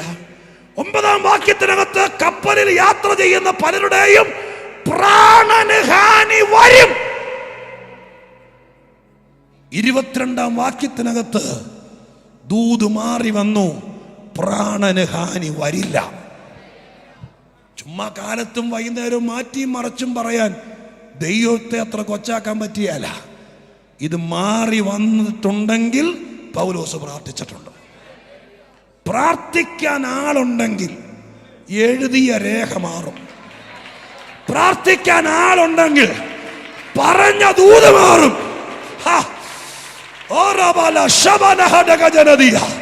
യേശുവിന്റെ നാമത്തിൽ അയോഗ്യത കൽപ്പിച്ച് അടച്ച വഴികളെ ഉന്നതനായ ദൈവത്തിന്റെ വലിയ കൃപയാൽ ഇന്ന് പകൽക്കാലം ഇതിനകത്ത് പ്രത്യേകം ദൈവം അത് ചെയ്യുകയാണ്. നിങ്ങൾക്കൊന്നോടെ ഉറച്ചു വിശ്വസിക്കാമോ? ഈ പ്രാവശ്യത്തെ ഉപവാസത്തിൽ ഞാൻ ഇതിങ്ങനെ പറഞ്ഞുകൊണ്ട് നിൽക്കുന്നതുകൊണ്ടല്ല, ദൈവം ഇത് കാലേ കൂട്ടി കണ്ടു. അതുകൊണ്ട് ഇന്ന് വരെ ഡെലിവറി ചർച്ചിൽ വന്നിട്ടില്ലാത്ത ആളുകളെ ദൈവം ഇതിനകത്ത് വരുത്തിക്കൊണ്ടിരിക്കുക. നിങ്ങളെവിടെ കൊണ്ടുവന്നത് ഒരുപാട് സ്ഥലത്ത് പോയിട്ട് മാറാത്ത ചില ദൂതുകൾ, മാറാത്ത ചില രേഖകൾ. ഇവിടത്തെ പ്രാർത്ഥന തീരുന്നതിനേക്കാൾ മുമ്പ് എന്റെ ദൈവം തിരുത്തിയേ വിടത്തുള്ളൂ. ഇത് പ്രാർത്ഥിക്കുന്ന സ്ഥലം മാത്രമല്ല, എഴുതിയ രേഖകളെ തിരുത്തുന്ന സ്ഥലമാണ്. പ്രാർത്ഥിച്ച് പ്രാർത്ഥിച്ച് പ്രാർത്ഥിച്ച് പ്രാർത്ഥിച്ച് നടക്കത്തില്ലെന്ന് പറഞ്ഞ് എഴുതിയ കാര്യങ്ങളെ നടത്തിപ്പിൽ വരുത്തിയ സ്ഥലമാണ് ഫോർട്ട് കൊച്ചിയിലെ സഭ. അങ്ങനെയാണെങ്കിൽ ഞാൻ സഭയോട് ചേർന്ന് നിന്ന്, ഈ ലോക്കൽ സഭയെ മാത്രമല്ല ഉദ്ദേശിക്കുന്നത്, കർത്താവിന്റെ സഭയുടെ പരിപാടി അതാണ്. സ്തോത്രം. അപ്പോസ്തല പ്രവൃത്തിയിലൊക്കെ നോക്കിയ 4-ാം അധ്യായത്തിനകത്ത് ആദ്യമായിട്ട് അപ്പോസ്തലന്മാരെ പിടിച്ച് കാരാഗ്രഹത്തിനകത്ത് ഇട്ടിട്ട് പിറ്റേ ദിവസം പകല് ജഡ്ജ്മെന്റ് പാനൽ മുഴുവൻ മഹാപുരോഹിത കുടുംബത്തിലെ മുഴുവൻ ആളുകൾ ഒരുമിച്ചിരുന്നു. 4-ാം അധ്യായത്തിനകത്ത് അവർ വിസ്തരിച്ച് വിചാരണ നടത്തിയിട്ട് വിധി പറഞ്ഞു. വിധി ഇതാണ്: ഈ നാമത്തിൽ ഈ നാട്ടിൽ മേലിൽ മിണ്ടരുത്. ഈ മനുഷ്യനെ സൗഖ്യമാക്കാൻ ഉപയോഗിച്ച ശക്തി ഈ നാട്ടിൽ മേലിൽ ഉപയോഗിക്കരുത്. 2 കാര്യങ്ങളാണ് ജഡ്ജി, മഹാപുരോഹിതനായിരിക്കുന്ന സെനദ്രി സംഘത്തിന് ജഡ്ജി ഇവരുടെ കുറ്റപത്രത്തിനകത്ത് വിധിയായിട്ട് വിധിപ്പകർപ്പിനകത്ത് എഴുതിയിരിക്കുന്നത്. 2 കാര്യങ്ങൾ. നിങ്ങൾക്ക് ഈ നാട്ടിൽ നിൽക്കണമെങ്കിൽ, നിങ്ങൾക്ക് ഈ നാട്ടിൽ ജീവിക്കണമെങ്കിൽ 2 കാര്യം ചെയ്യരുത്. 1, യേശുവിന്റെ നാമം ഉപയോഗിക്കരുത്. 2, പരിശുദ്ധാത്മാവിന്റെ ശക്തി ഉപയോഗിക്കരുത്. ഇത് 2 ഉപയോഗിച്ചില്ലെങ്കിൽ പിന്നെ ഒരു സഭ എന്തിനാ? ഇത് 2 ഉപയോഗിച്ചില്ലെങ്കിൽ പിന്നെ നമ്മളെ സ്തോത്രം പിന്നെ എന്തിനാ? ഇത് 2 ഉപയോഗിക്കരുത്. ഇത് 2 ഉപയോഗിക്കാതെ എവിടെയെങ്കിലും പോയി പാട്ട് പാടുവോ യോഗം നടത്തുകയോ ചെയ്തു, ഇത് 2 പാടില്ലെന്നും പറഞ്ഞാണ് 1-ാമത്തെ കോടതി വിധി. ഇവരിത് കേട്ടിട്ട് കരഞ്ഞോണ്ട് പോയി 4-ാം അധ്യായത്തിൽ കൂട്ടാളികളുടെ അടുക്കൽ ചെന്ന് പറഞ്ഞു. അവർ കാത്തിരിക്കുക എന്താണ് വിധി എന്നറിയാൻ. പറഞ്ഞു, സഹോദരന്മാരെ, പ്രസംഗിച്ചോളാൻ പറഞ്ഞു. പക്ഷെ 2 കാര്യങ്ങൾ ചെയ്യരുത്. 1, യേശുവിൻ്റെ നാമെന്ന് മിണ്ടരുത്. 2, പരിശുദ്ധാത്മാവിൻ്റെ ശക്തി ഇവിടെ വ്യാപരിപ്പിക്കരുത്. ഇത് കേട്ട മാത്രയിൽ വിവരമുള്ളവരെല്ലാം കൂടി ഒരു വാക്യം എടുത്തു വെച്ചിട്ട് പറഞ്ഞു, കർത്താവേ, എൻ്റെ അഭിഷിക്തന് വിരോധമായി കൂട്ടം കൂടുകയും ഞങ്ങളെ കൊണ്ട് പ്രസംഗിപ്പിക്കാതിരിക്കുകയും ചെയ്യുന്നത് എന്ന് പറഞ്ഞ് പ്രാർത്ഥിക്കാൻ തുടങ്ങിയപ്പോഴേക്കും ദൈവത്തിൻ്റെ ആത്മാവ് ഇറങ്ങി വന്നു. ഇരുന്ന സ്ഥലം കുലുങ്ങി. അവിടെ വെച്ച് ദൈവം ആ വിധി തിരുത്തി. യേശുവിന്റെ നാമത്തിൽ 5 സ്തോത്രം 4-ാമത്തെ അധ്യായത്തിൽ വെച്ച് യേശുവിന്റെ നാമത്തിലെ പ്രസംഗം നിർത്തിയെന്നല്ല, പിന്നെ യേശുവിന്റെ നാമത്തിൽ പടപടാന്ന് വിടുതൽ ആരംഭിച്ചു. അങ്ങനെയാണെങ്കിൽ ഇന്ന് പകലക്കാലം പ്രാർത്ഥിച്ചാൽ എഴുതിയ രേഖകൾ മാറും, എഴുതിയ വിധികൾ മാറും. യേശുവിന്റെ നാമത്തിൽ ഒരിക്കൽ കൂടി തളരാതെ ക്ഷീണിക്കാതെ ഇതിനകത്ത് ജയത്തോടെ എഴുന്നേക്കാൻ തയ്യാറാകണം. ഹല്ലേലൂയ. വിധി മാറ്റി, വിധി മാറ്റി, പ്രാർത്ഥിച്ച് വിധി മാറ്റി. അങ്ങനെ സ്തോത്രം കപ്പല് തകരത്തില്ല, കപ്പല് തകരും, ആളുകളുടെ പ്രാണന് ഹാനി വരത്തില്ല എന്ന് ദൂതൻ വന്ന് പറഞ്ഞു. ആ ഉറപ്പ് അദ്ദേഹം ധൈര്യമായി പറഞ്ഞു, സാറേ പ്രാണന് ഹാനി വരികയല്ല. സ്തോത്രം. അതുകൊണ്ട് ഞാനൊരു ദൂത് കടത്തി പറയാം. ഈ പൗലോസ് ഇവൻ ചാവട്ടെ നമുക്കെന്നാന്ന് ഓർത്തുകൊണ്ട് ഇരിക്കാതെ ഇവർക്ക് വേണ്ടി പ്രാർത്ഥിച്ചത് കൊണ്ട് ദൈവം ഒരു ഉറപ്പ് കൊടുത്തു. ഈ കപ്പലിലെ 272 പേരെ നിനക്ക് തന്നിരിക്കുന്നു. അതിൻ്റെ കാരണം എന്താ? പ്രാർത്ഥിച്ചത് നീയാണ്, പ്രാർത്ഥിച്ച നിനക്കിരിക്കട്ടെ ഇവരെല്ലാവരും. സ്തോത്രം. ഞാൻ ദൂത് പറയാം, ഏതെങ്കിലും ഒരു കുടുംബത്തിൽ അനർത്ഥം വന്നു എന്ന് കാണുമ്പോൾ അവൻ അങ്ങനെ തന്നെ വേണമെന്ന് പറഞ്ഞാൽ നിന്റെ മുറ്റത്തുനിന്ന് അവര് പോയി എവിടാ? സ്തോത്രം. ആലുവയിൽ പോയി സ്നാനപ്പെടും. നീ അവർക്ക് വേണ്ടി പ്രാർത്ഥിച്ചാൽ ആ കുടുംബം നിനക്കിരിക്കും. സ്തോത്രം. മനസ്സിലായോ? പ്രാർത്ഥിച്ചത് ആരാണോ അവനോട് ദൈവം പറഞ്ഞു 272 പേരെ നിനക്ക് തന്നിരിക്കുന്നു. അപ്പൊ കൂട്ടമായി ചിലർ വിടുവിക്കപ്പെടാൻ നീ ചിലരെ പേര് പറഞ്ഞ് പ്രാർത്ഥിച്ചോ. കർത്താവേ, ഇവര് തകരുന്ന കപ്പലിലാണ്, ഇവരുടെ പ്രാണന് ഹാനി വരും, ഇവർക്ക് ക്യാൻസറാണ്, ഇവർക്ക് ഡയാലിസിന്റെ പ്രശ്നമാണ്, ഇവർ ചാവട്ടെ എന്നല്ല, ദൈവമേ പ്രാണന് ഹാനി വരല്ലേ എന്ന് പറഞ്ഞ് പ്രാർത്ഥിച്ചപ്പോൾ ദൈവം പറഞ്ഞു സൗഖ്യം തരാനല്ല, ഇവരെ തരാം. അടുത്ത കൊല്ലം കർത്താവ് വരാൻ താമസിച്ചാൽ ഇതുപോലത്തെ ഉപവാസ പ്രാർത്ഥനയ്ക്ക് മുമ്പ് ഒരു 50 കുടുംബങ്ങളുടെ പേരെഴുതി വെച്ച് പ്രാർത്ഥിക്കണം. പറ്റുമെന്നുണ്ടെങ്കിൽ കരമുയർത്തി ദൈവത്തോട് പറ. അയ്യടാ, ഒരു 6-7 പേര് കൈപൊക്കി. ആ കൈ പൊക്കുന്നവർ വേറെ 50 കുടുംബത്തിൽ പോകാൻ പറഞ്ഞില്ലല്ലോ. കൈ പൊക്കരുത്, താത്തിയിടരുത്, പൊക്കി പോയി പോകാൻ പറഞ്ഞില്ല. നിങ്ങളൊരു 50 കുടുംബത്തിന് ഇന്ന് പോകുന്ന ഇവിടേക്ക് ഒരു ബുക്ക് മേടിച്ചോണ്ട് പോകും. ഒറ്റ ദിവസം കൊണ്ട് വേണ്ട. നിങ്ങൾ മക്കളും ഭർത്താവും ഭാര്യയൊക്കെ ആലോചിച്ചിട്ട് 50 കുടുംബത്തിന് പേരെഴുതി വെക്കേ. അവർക്ക് വേണ്ടി ഇവർ തകരല്ലേ, ഡിവോഴ്സ് ആണെന്ന് അതിൻ്റെ വക്കീലിനെ കാണുന്നവർ ഡിവോഴ്സ് ആകല്ലേ, ക്യാൻസറിൽ അവർ മരിക്കല്ലേ, ഇവിടെ കൊച്ചൻ സ്വത്രം വഴിതെറ്റി പോകല്ലേ എന്ന് 50 കുടുംബത്തിന്റെ പേരെഴുതി വെക്ക്. അടുത്ത കൊല്ലം ഈ സമയമാകുമ്പോൾ നീ പ്രാർത്ഥിച്ച കുടുംബത്തെ നിനക്ക് തരും ദൈവം. ഹല്ലേലൂയ. ഇത്രയും വലിയ നന്മ ദൈവം ചെയ്തപ്പോൾ വേറൊന്നും ചോദിക്കുന്നില്ല. അങ്ങനെയെങ്കിലും ഒന്ന് പ്രാർത്ഥിച്ചുകൂടെ? അങ്ങനെയാണെങ്കിൽ 50 കുടുംബത്തിന്റെ പേരെഴുതി വെക്കാം എന്ന് ദൈവസന്നിധിയിൽ തീരുമാനിക്കുന്നവർ മാത്രം ഒന്ന് കൈവക്ക. 50 കുടുംബത്തിന് പേരെഴുതി വെക്കാം. പറ്റുമെന്നേ? ഇവിടെ മാറാൻ പോവാ. ആ കൈ പൊക്കി പിടിക്കുമ്പോൾ ഞാനൊന്ന് പ്രാർത്ഥിക്കാം. കർത്താവേ, ആത്മാവാണ് ഈ പറയുന്നതെന്ന് വിശ്വസിക്കും. ഒരിടത്തും ഇങ്ങനെ ഞാൻ പറഞ്ഞിട്ടില്ല. ദൈവസാക്ഷിയാണല്ലോ. ഈ സഭയ്ക്ക് സാധ്യതയുണ്ട്. ഇത് പ്രാർത്ഥിക്കുന്ന സഭയാണ്, പ്രാർത്ഥിച്ച് ദൂത് മാറ്റുന്ന സഭയാണ്, വചനം പറഞ്ഞ് വഴി ഉണ്ടാക്കുന്ന സഭയാണ്. അത് മുഴുവൻ ഇവിടെ പറഞ്ഞുകൊണ്ടിരിക്കുകയാണല്ലോ. കർത്താവ്, ഈ കൈ പൊക്കിയിരിക്കുന്നവരെ ദൈവം ഒന്ന് ഫോട്ടോ എടുത്തേക്കണേ. ഇവരെ കാണുന്നുണ്ടല്ലോ ദൈവം. 50 കുടുംബങ്ങളുടെ പേരെഴുതി വെക്കാന്ന് പറയുന്നു. ഞാൻ ഈ ദൂത് വെച്ച് പ്രാർത്ഥിക്കുന്നു. അവരെഴുതി വെച്ച് പ്രാർത്ഥിക്കുന്ന കുടുംബത്തിലെ മുഴുവൻ ആളുകളെയും ഇവർക്ക് കൊടുത്തേക്കണേ. ഈ സഭയ്ക്ക് കൊടുത്തേക്കണേ. യേശുവിന്റെ നാമത്തിൽ ഇരിക്കാൻ സ്ഥലമില്ലാതെ വിശാലത വരുന്നത് ഞാൻ ആത്മാവിൽ പറഞ്ഞു പ്രാർത്ഥിക്കുന്നു. ഇവര് നിമിത്തം അത് സംഭവിക്കും.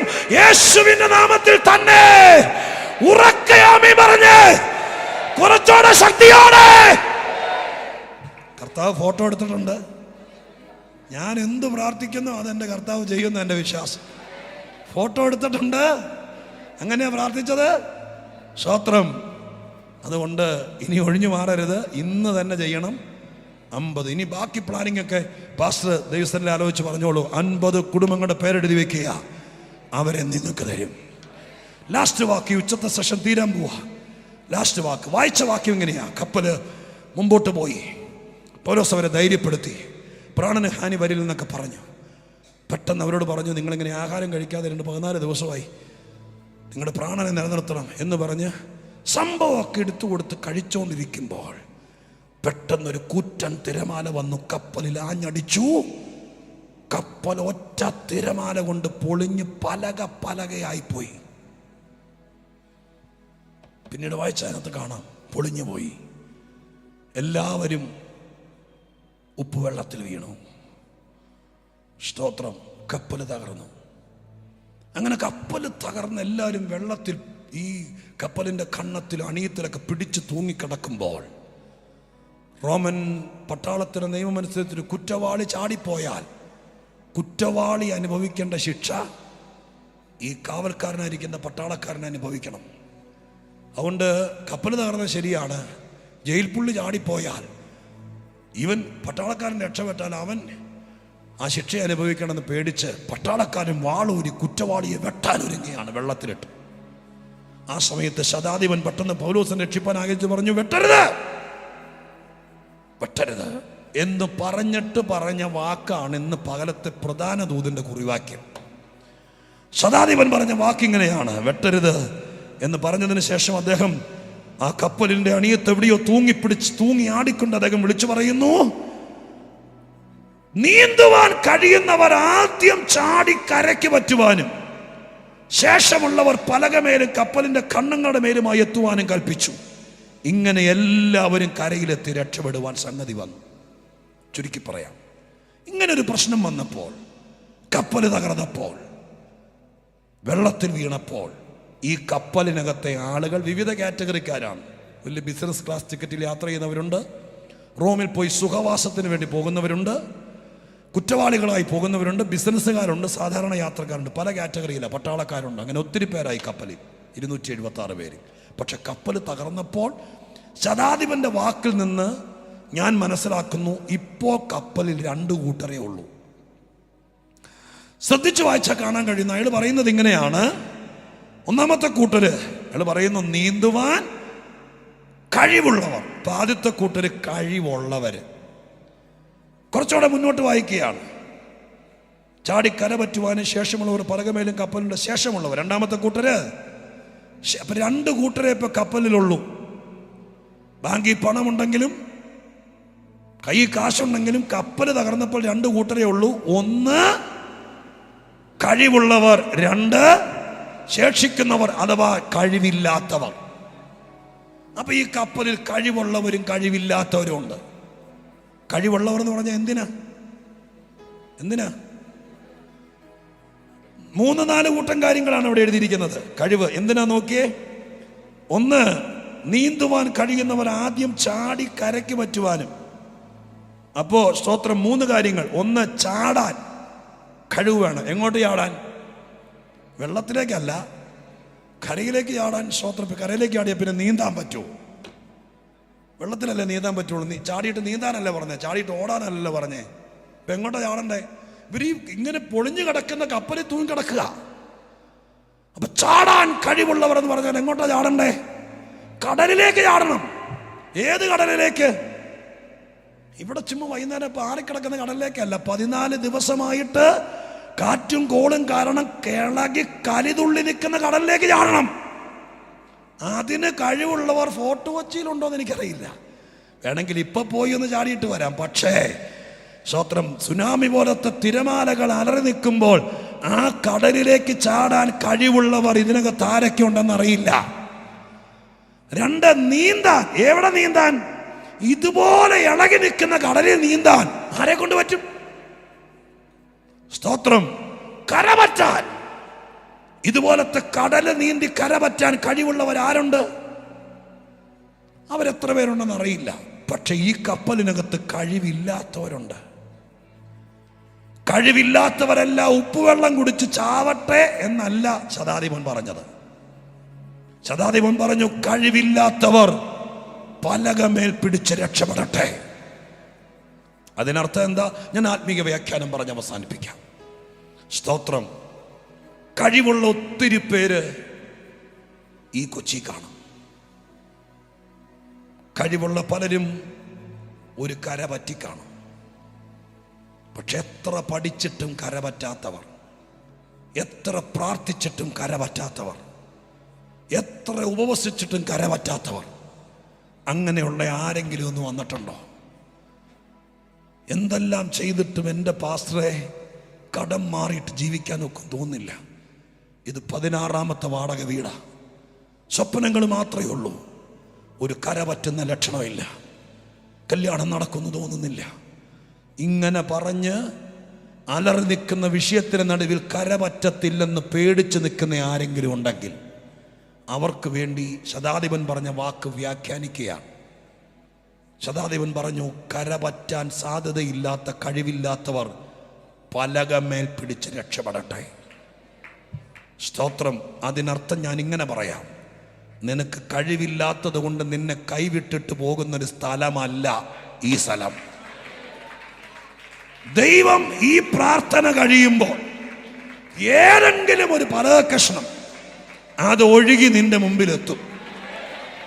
അത് ചിലപ്പോൾ ഹല്ലേലൂയ എന്താണ്, ഏത് രൂപത്തിലാണോ പലക ഒഴുകി വരുന്നത് പറയാൻ പറ്റിയല്ല. ചിലപ്പോൾ ഒരു ഉപദേശിയുടെ രൂപത്തിലായിരിക്കാം, ചിലപ്പോൾ ഒരു സുവിശേഷ ലഘുലേഖയായിരിക്കാം, ചിലപ്പോൾ ഒരു ബുക്ക്ലെറ്റ് ആയിരിക്കാം, ചിലപ്പോൾ യൂട്യൂബിൽ കാണുന്ന ഒരു ദൈവദാസന്റെ പ്രസംഗമായിരിക്കാം, ചിലപ്പോൾ നിന്റെ വീട്ടിൽ വന്ന് പ്രാർത്ഥിക്കാൻ ദൈവം പറഞ്ഞു വിട്ട ഒരു ദൈവദാസിയായിരിക്കാം, ആരാന്നറിയില്ല. ചിലപ്പോൾ ഒരു ഫോൺ കോൾ ആയിരിക്കാം, ചിലപ്പോൾ ഒരു പഴയ ക്ലാസ്മേറ്റ് ആയിരിക്കാം. ആരെങ്കിലും ഒരാളെ ദൈവം നിന്റെ മുമ്പിലേക്ക് ഒഴുക്കി വിടും. അതിൽ പിടിച്ച് രക്ഷപ്പെട്ടോളണം. സ്തോത്ര. ഹല്ലേലൂയ. ചിലപ്പോൾ നിനക്ക് വേണ്ടി അരമണിക്കൂർ സുവിശേഷം പറയാൻ വേണ്ടി വരുന്ന ഒരു സുവിശേഷകനായിരിക്കാം. അത് നിന്നെ രക്ഷപ്പെടുത്താൻ ദൈവം ഒഴുക്കി വിടുന്ന പലകയാണ്. 91-ാം സങ്കീർത്തനത്തിനകത്ത് നമ്മൾ വായിക്കുന്നുണ്ട്. സ്തോത്ര. ഹല്ലേലൂയ. കർത്താവിന്റെ വചനത്തിൽ അവൻ നമ്മുടെ പരിചയം പലകയുമാണ്. ചിലപ്പോൾ ദൈവം പലകയുടെ രൂപത്തിൽ വരും. അതിൽ എങ്ങനെയാന്ന് പറയാൻ പറ്റിയല്ല. കർത്താവിന്റെ ആഗ്രഹം ഈ കപ്പലിൽ കയറിയ ഒരാളും ചാവരുത്, എല്ലാവരും രക്ഷപ്പെടണം. അതിന് എല്ലാവർക്കും ചിലപ്പോൾ ഒരുപോലെ കഴിവായിരിക്കില്ല, എല്ലാവർക്കും ചിലപ്പോൾ ഒരുപോലെ ശക്തി ആയിരിക്കില്ല, എല്ലാവർക്കും ചിലപ്പോൾ ഒരുപോലെ ആയിരിക്കില്ല. പക്ഷെ നിന്നെ ദൈവം കണ്ടിട്ടുണ്ട്. 21 കഴിയുമ്പോൾ നിന്റെ മുമ്പിലേക്ക് ഒരു പലക ഒഴുകി വരും. ചിലപ്പോൾ ഒരു പേപ്പർ ആയിരിക്കും, ചിലപ്പോൾ ഒരു ഇൻവിറ്റേഷൻ ആയിരിക്കും, ചിലപ്പോൾ ഒരു യോഗത്തിൽ പങ്കെടുക്കാനുള്ള കോളിംഗ് ആയിരിക്കും. എന്താന്ന് എനിക്കറിയില്ല, ഒരു പലക വരും. വിശ്വസിച്ചോ, വിശ്വസിച്ചോ. കർത്താവിന്റെ ആത്മാവ് നീ കൊണ്ടുവന്നിരിക്കുന്ന വിഷയം, നിന്റെ ഭാരമുള്ള വിഷയം, നിന്റെ വേദനയുള്ള വിഷയം, നീ കരയുന്ന വിഷയം, നീ ഒരുപാട് ശ്രമിച്ചിട്ട് കരപറ്റാതെ പോയ കാര്യം, ആ കാര്യം നടപ്പിലാക്കണമെന്ന് എന്റെ ദൈവത്തിന് വാശിയുണ്ട്. അതുകൊണ്ട് കർത്താവ് ചെയ്യാൻ പോകുകയാണ്. ഞാൻ ഈ പകലത്തെ സന്ദേശം അവസാനിപ്പിക്കുന്നു. ഒരു പലക. അതെങ്ങനെ വരുമെന്ന് എനിക്കറിയില്ല, ആര് വരുമെന്ന് ആര് കൊണ്ടുവരുമെന്ന് എനിക്കറിയില്ല. പക്ഷെ നീ രക്ഷപ്പെടും. ആ വാക്ക് ഞാൻ ഉറപ്പ് പറയാം. ഇന്ന് നിന്റെ ലക്ഷക്കണക്കിന് രൂപയുടെ കടമായിരിക്കാം. 70 ലക്ഷം രൂപ 80 ലക്ഷം രൂപയുടെ കടം കിടക്കുമ്പോൾ ഒരു പ്രാർത്ഥനയ്ക്ക് പോയാൽ രക്ഷപ്പെടുമെന്ന് ഏത് മണ്ടനാ പറഞ്ഞതെന്ന് തിരിച്ചു ചെല്ലുമ്പോൾ നിന്നോട് ബുദ്ധിയുള്ളവർ ചോദിച്ചേക്കാം. നീ പറയണം, ഇതൊരു പലകയാണ്, ഈ 21 ദിവസത്തെ ഉപവാസ പ്രാർത്ഥനയുടെ നോട്ടീസ്, ഒരു ഫ്ലയർ എന്റെ മൊബൈലിൽ വന്നത് എനിക്ക് കിട്ടിയ പലകയാണ്.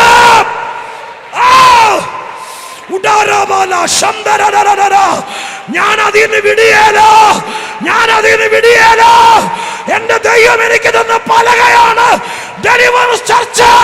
ആരൊക്കെ പറഞ്ഞാലും ഞാൻ ഇതിന് വിടിയേലോ. എത്ര പേർക്ക് ദൈവത്തിൽ വിശ്വസിക്കാം? എന്നെ കേൾക്കുന്ന പ്രിയ സഹോദരങ്ങളെ, സഹോദരിമാരെ, നിങ്ങൾക്ക് ദൈവം ഇട്ടു തന്നൊരു പലക കഷ്ണമാണ് ഈ ചർച്ച്. ഒരുപക്ഷെ നിങ്ങളുടെ നാട്ടിൽ നിങ്ങൾ വണ്ടി ഓടിച്ചു പോകുന്ന വഴിക്ക് ചിലപ്പോൾ 410 സഭകളെ കവർ ചെയ്തായിരിക്കും ഇവിടെ വന്നത്. പക്ഷെ നിങ്ങൾക്ക് ദൈവം തന്ന പലക ഇതാണ്. ഇത് പിടിച്ചു കടന്നോളണം. നീ കര പറ്റും, നീ രക്ഷപ്പെടും, നിന്റെ പിള്ളേര് രക്ഷപ്പെടും. നിന്നെ എവിടുന്ന് പറിച്ചു കളയാൻ, നിന്നെ എവിടുന്ന് തൂത്തുവാരിക്കൊണ്ടു പോകാൻ, ഈ പലകയെന്ന് പിടിപിടിക്കാൻ പലരും ശ്രമിക്കും. പിടിവിടരുത്. ഇതൊരു മുന്നറിയിപ്പിന്റെ ദൂതാണ്. പിടിവിട്ട് പോകരുത്. ഇതിന് പിടിവിട്ടാൽ പിന്നെ നീ വെള്ളത്തിലാണ്. ഇതിന്ന് പിടിവിട്ട പിന്നെ നീയും പിള്ളേരും വെള്ളത്തിലാണ്. അതുകൊണ്ട് സ്വർഗം പറയുന്നു, നിന്റെ മുമ്പിൽ ഒഴുക്കി വിട്ട പലക, അതിനകത്തൊന്ന് പിടിവിടരുത്. ചിലപ്പോൾ വീട്ടിൽ പ്രകോപനം ഉണ്ടാകും. ചിലർ നിനക്കെതിരെ വെട്ടാൻ വാളെടുക്കും. പലകയെന്ന് പിടിവിടരുത്. ദൈവം ഒരു പലകയാണ്. യേശുക്രിസ്തു ഒരു പലക പോലെയാണ്. ഈ ദൂതൊരു പലകയാണ്. ഇന്ന് കിട്ടിയ നിയോഗം ഒരു പലകയാണ്. ഒരു കൈവപ്പ് ഒരു പലകയാണ്. ഒരു ദൈവദാസന്റെ ഫോൺ നമ്പർ കിട്ടിയതൊരു പലകയാണ്. അവര് കുടുംബമായി നിന്റെ വീട്ടിൽ വന്നതൊരു പലകയാണ്. അതിന്ന് പകലക്കാലം മുറുകെ പിടിച്ചാൽ അവരെല്ലാവരും രക്ഷപ്പെട്ടു. രക്ഷപ്പെട്ടവരുടെ കൂട്ടത്തിൽ ഞാനും കാണണമെന്ന് ആഗ്രഹിക്കുന്നവർ കരമുയർത്തി നന്ദിയോടെ സ്തോത്രം ചെയ്താട്ടെ. പോരാ, ശക്തിയോടെ സ്തുതിച്ചാട്ടെ. സ്തുതിച്ചവരെല്ലാവരും ഒരു നിമിഷം കൂടി എഴുന്നേറ്റ് നിന്നാട്ടെ.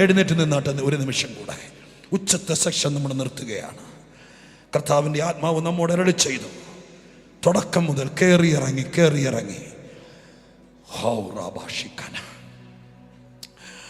ഒരു വഴി വളഞ്ഞ് തിരിഞ്ഞ് കയറി വരുന്നത് പോലെ, ഹൈ റേഞ്ച് കയറുന്നത് പോലെ കർത്താവിൻ്റെ ആത്മാവ് ഒരു 11:45 കഴിഞ്ഞപ്പോൾ മുതൽ വലിയ കയറ്റം കയറി ഒരു നിരപ്പിൽ ദൈവം തന്നെ കൊണ്ട് നിർത്തിയിരിക്കുക. ആ വാക്യത്തിൻ്റെ ഉറപ്പ് എത്ര പേർക്ക് കിട്ടി? ഞാൻ രക്ഷപ്പെടും, പ്രാണന് ഹാനി വരികയില്ല, കപ്പൽ തകർന്നാലും ഞാൻ ശേഷിക്കും, എൻ്റെ ദൈവം എന്നെ കൈവിടുകയില്ല. ഒരു പലക ഒഴുകി വരും, ഒരു സാധ്യത എൻ്റെ മുമ്പിൽ വരും. ആ സാധ്യത എനിക്ക് അനുഗ്രഹമാകും, അത് ഭയങ്കര വിടുതലാകും. സ്വർഗം അത് ചെയ്യുമെന്ന് വിശ്വസിക്കുന്ന ദൈവമക്കൾ എഴുന്നേറ്റ് നിൽക്കുന്ന കൂടെ പോകാൻ ധൃതി പിടിക്കാതെ, കർത്താവെ ഇന്നത്തെ ദിവസം വന്നില്ലായിരുന്നെങ്കിൽ ചിലപ്പോൾ ഒരു നിയോഗം കിട്ടാതെ പോയേനെ. നിങ്ങളെ ദൈവം വെറും കൈയോടെ അയക്കത്തില്ല. ദൈവപ്രവൃത്തി വെളിപ്പെടും. ഓൺലൈനിൽ കണ്ടുകൊണ്ടിരിക്കുന്ന, പ്രാർത്ഥിച്ചുകൊണ്ടിരിക്കുന്ന എല്ലാവരെയും കർത്താവ് അടുത്ത 3 ദിവസങ്ങൾ ഭയങ്കര മൂവ്മെന്റിലേക്ക് നയിക്കും. ദൈവപ്രവൃത്തി വെളിപ്പെടും.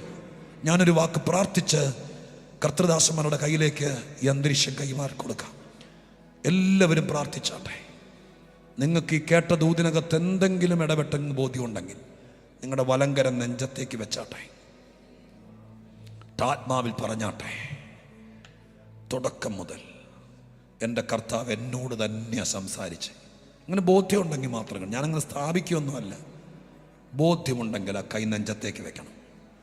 എനിക്ക് 3 കുഞ്ഞുങ്ങളെ തന്നിട്ടുണ്ട്, 2 പേര് രക്ഷപ്പെട്ടു, ഒരാളുടെ കാര്യം കഷ്ടമാണ് എന്ന് പറയേണ്ട വരില്ലമ്മേ. നിന്റെ വീട്ടിലെ 3 പേരും രക്ഷപ്പെടും. അതിൻ്റെ പലക ദൈവം ഒഴുക്കി തരും. ബാക്കി ദൈവം ചെയ്യും. നെഞ്ചത്ത് കൈ, ഞാൻ ഒരു കൈ വെക്കാനേ പറഞ്ഞു. പാവങ്ങൾ 2 കൈ നെഞ്ചത്ത് വെച്ച് കരയുന്നവരുണ്ട്. നിങ്ങളെങ്ങനെ ദൈവം മറക്കും? നിങ്ങളെങ്ങനെ ദൈവം കൈവിടും? വെട്ടാൻ വേണ്ടി വാളെടുത്താലും ദൈവം വാളെ കയറി പിടിച്ചിട്ട് പറയും, ഇവള് ചാവണ്ടവളല്ല, ഇവള് രക്ഷപ്പെടേണ്ടവളാ, കരപറ്റേണ്ടവളാണ്. കര പറ്റിക്കാൻ ദൈവം ഇതിന് നടുവിലുണ്ട്. ഇനി നീ പറ, ആരും സഹായത്തിനില്ലെങ്കിലും എൻ്റെ ദൈവം എന്നെ കരപറ്റിക്കും. ആ ഉറപ്പോടെ ഞാൻ പോകുന്നത്. വഴി തുറക്കുമെന്ന് എനിക്ക് മനസ്സിലായി. അത് ചെയ്യുമെന്ന് വിശ്വസിക്കുന്നവർ നെഞ്ചത്ത് കൈവച്ച് ഒരു നിമിഷം അങ്ങ് പ്രാർത്ഥിച്ചോ. ഞാൻ പ്രാർത്ഥിക്കുന്നത് നോക്കി നിൽക്കണ്ട, ദൈവത്തോട് പറ, കർത്താവ് ചെയ്യും. പരിശുദ്ധ ദൈവമേ, സ്വർഗീയ പിതാവേ, നെഞ്ചത്ത് കൈ ചേർത്ത് വെച്ച് കണ്ണ് നിറഞ്ഞൊഴുകി ആത്മാവിൻ്റെ സന്തോഷത്തോടെ ദൈവസന്നിധി നിൽക്കുന്ന ദൈവമക്കളെ, എൻ്റെ കഴിവിൻ്റെ പരമാവധി ഞാൻ വചനം കൊണ്ട്, ദൈവം എനിക്ക് തന്ന വെളിപ്പാട് കൊണ്ട് എൻ്റെ ആരോഗ്യവും ബലവും ശബ്ദവും മുഴുവൻ എടുത്ത് ശുശ്രൂഷിച്ചിട്ടുണ്ട്. എന്നെ ദൈവത്തിന് നന്നായിട്ട് അറിയാലോ. എൻ്റെ സാന്നിധ്യത്തിൻ്റെ മറവിൽ ഞാൻ ഒന്നും പിടിച്ചു വെക്കില്ലപ്പാ. ഇവരെ സ്നേഹിച്ച്, ഈ സഭയെ സ്നേഹിച്ച് ദൈവസന്നിധി ഇതെല്ലാം ഞാനൊരു കൃഷിക്കാരൻ വിത്ത് വിതച്ചതുപോലെ ഉഴുതു മറച്ച് വിതച്ചിട്ടുണ്ട്. ഇത് ഫലിക്കും നിശ്ചയം. ഈ പ്രാർത്ഥന കഴിയുമ്പോൾ വിശ്വസിച്ചവർക്ക് ആ പലകை പിടികിട്ടും. കർത്താവേ, ഇവിടെ സാക്ഷ്യത്തിന്റെ പരമ്പര ഉണ്ടാകും. ദൈവം അത് ചെയ്യുമെന്ന് വിശ്വസിക്കുന്നു. ഞാനിവരെ അനുഗ്രഹിക്കുന്നു. അവിടെ നിന്ന് അനുവദിച്ച വൈകുന്നേരം എല്ലാവരും ഒന്നിച്ചു കൂടണമേ. ഞങ്ങൾ ഒന്നിച്ചുള്ളത് ഇതിനേക്കാൾ വലിയ കാര്യമാകണമേ. യേശുവിൻ നാമത്തിൽ പ്രാർത്ഥിക്കുന്നു, കേൾക്കുമാറാകണമേ. കരമടിച്ച് ദൈവത്തെ ഒന്നോടെ സ്തോത്രം ചെയ്താണ്.